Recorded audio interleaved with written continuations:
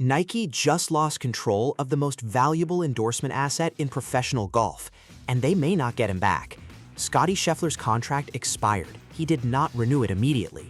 That silence is now costing Nike's golf division in ways their PR team is not prepared to talk about publicly. This is not a routine contract negotiation. This is a $100 million decision, and at least 4 rival brands have already made contact with Scheffler's camp. That number is confirmed. 4 brands, 1 window, the world's #1 player. Honestly, I think Nike let this happen. They got comfortable. You don't let a back-to-back Masters champion sit in free agency without a signed deal unless you misjudged how much leverage he actually had. Do you think Scheffler stays with Nike or walks? Drop it in the comments right now. And stay with me, because what Scheffler said in his post-Masters press conference is the line every sponsor attorney has been reading and rereading, and I'm not getting to it until later in this video. Let's set the table here, because the background matters. Scottie Scheffler signed his original Nike deal as a young tour cardholder who nobody outside of Texas golf circles had heard of. Nike signed him the way they sign a lot of PGA Tour players. Cover the basics, lock in the logo, see what develops. What developed was the greatest single-season run in modern tour history. In 2024 alone, Scottie Scheffler won 6 times, including the Masters. He held the world #1 ranking for the entire back half of the year. His strokes gained numbers across every category were not just leading the tour, they were historically anomalous. Golf Digest ran the comparison in September. His ball striking metrics over a 12-month stretch put him ahead of the same period numbers for Tiger Woods in 2000. Tiger Woods in 2000. Let that land.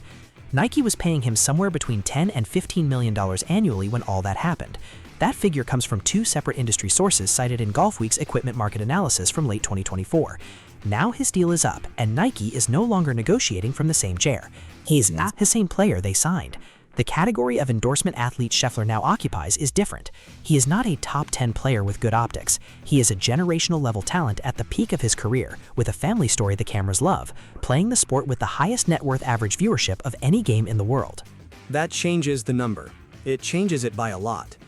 Nike's golf division has been through a rough stretch, independent of all this. After Tiger's injuries pulled him from the equipment side, Nike exited the club and ball business in 2016 and doubled down on apparel and footwear. That worked fine when they had Tiger in the swoosh and Rory McIlroy anchoring every campaign. But Rory's results have been uneven. Tiger is barely playing, and now the one player who unambiguously dominates every week is sitting in a free agency window. The brands watching this are not small operations. We're talking Titleist, TaylorMade, Adidas, and at least one premium non-traditional entrant who has been aggressively building a tour roster over the last 18 months. None of that compares to what Scheffler himself said when someone finally asked him about it directly. That's coming. Here is the quote. This is real. This is from his press conference after the 2024 Masters, when a reporter asked Scheffler about his future with Nike. He said, "I want to make sure I'm with people who believe in what I'm trying to do. Not just in golf, but in how I want to carry myself." Read that again, slowly. He did not say Nike has been great. He did not say we're working through things. He said he wants people who believe in what he's trying to do. And the way he phrased it, the separation between golf performance and personal values, is deliberate. That is a man who has had internal conversations about whether his current partner fits. That single sentence set off a chain reaction in the sponsorship industry that has not been reported on correctly anywhere. Because what most golf media covered was the golf part, the 6 wins, world #1, strokes gained record part. What they didn't dig into was the values alignment question that Scheffler buried in plain sight. Scottie Scheffler is one of the most openly Christian athletes in American professional sports right now. He has spoken about his faith in post-round interviews more consistently than almost any athlete in any sport. He mentioned it in his Masters victory speech.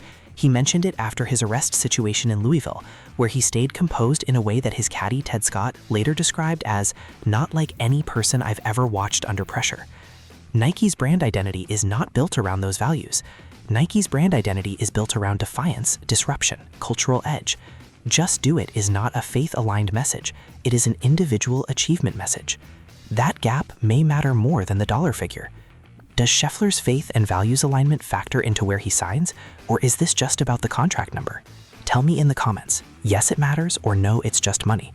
This is the part nobody is reporting on correctly, and the brands who are winning the Scheffler conversation right now are the ones who understood it first. What does a $100 million golfer actually want? The biggest check or the right fit? And can Nike offer both? Here is what the rival brands know that Nike may have missed. Here's a number most people don't know. Titleist's current PGA Tour roster has a combined world ranking average of 28th. 28th.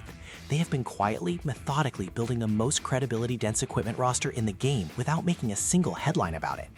And they want Scheffler. Not as a marketing play, as an equipment validation. Titleist's Pro V1 is already the most played ball on tour by a margin that makes the competition look irrelevant. Adding Scheffler's name to that product story would not just be a sponsorship, it would be a technical endorsement from the best ball striker alive. That distinction matters in the golf equipment market in a way it doesn't in any other sport. Golf consumers buy what tour players actually use, not what tour players appear in ads wearing, what they actually put in the bag. Adidas is the other name that keeps coming up in industry circles. Their FootJoy relationship on the shoe side has given them infrastructure on tour for decades. Their apparel line has been repositioned since 2022 toward exactly the aesthetic Scheffler's personal style falls into. Clean, performance-focused, not trying to be streetwear, the opposite of Nike's current direction. Put yourself in Scheffler's position for a second. You are 27 years old. You just won the Masters twice. Your wife is pregnant in the crowd while you're handcuffed outside Valhalla. You shoot 69 that day anyway.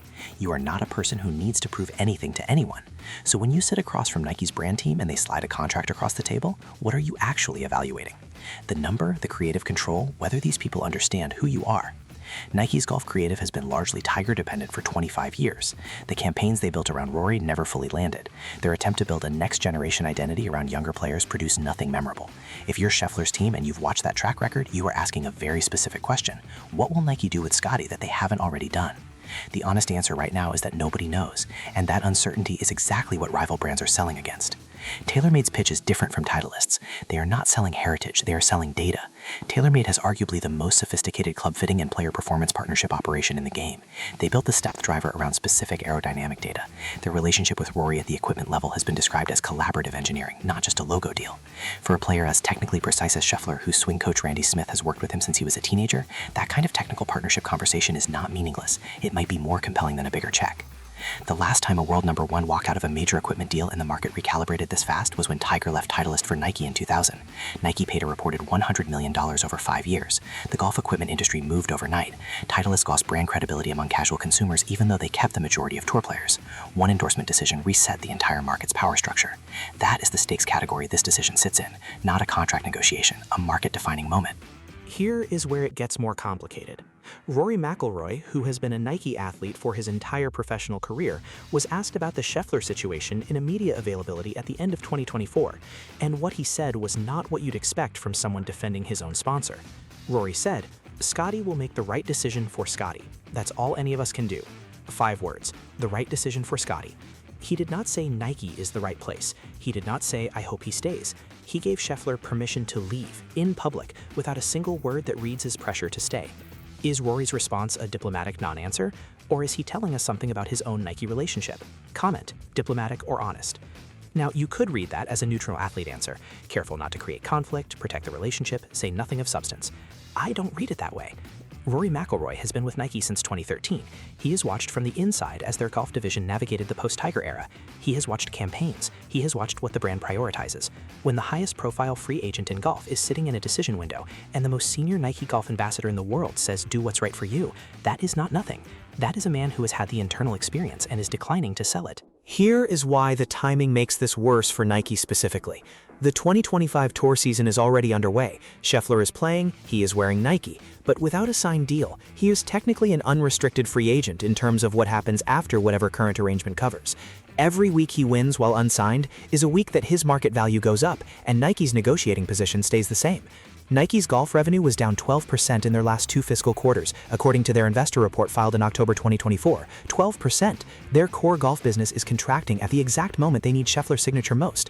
That is not a power position. That is a company negotiating from behind.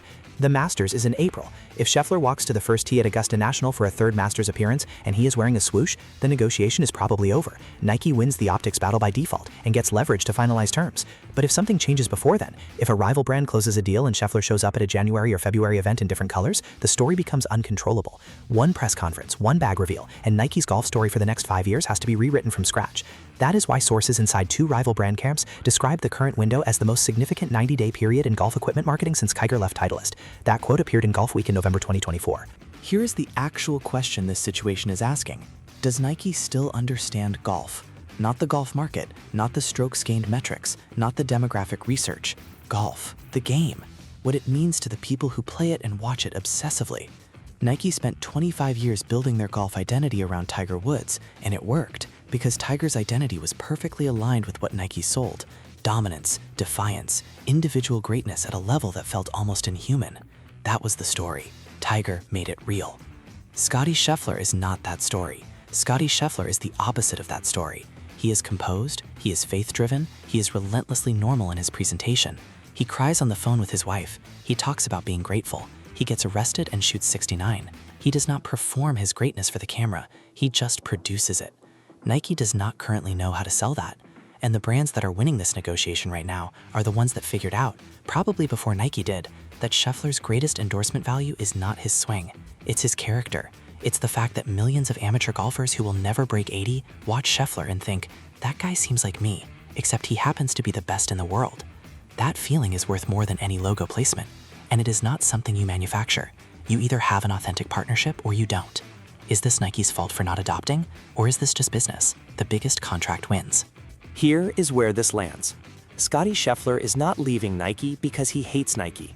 He might not leave at all, but he is sitting in a decision window with 4 serious offers, a contract that expired, and a crystal clear sense of what he wants from a brand partner.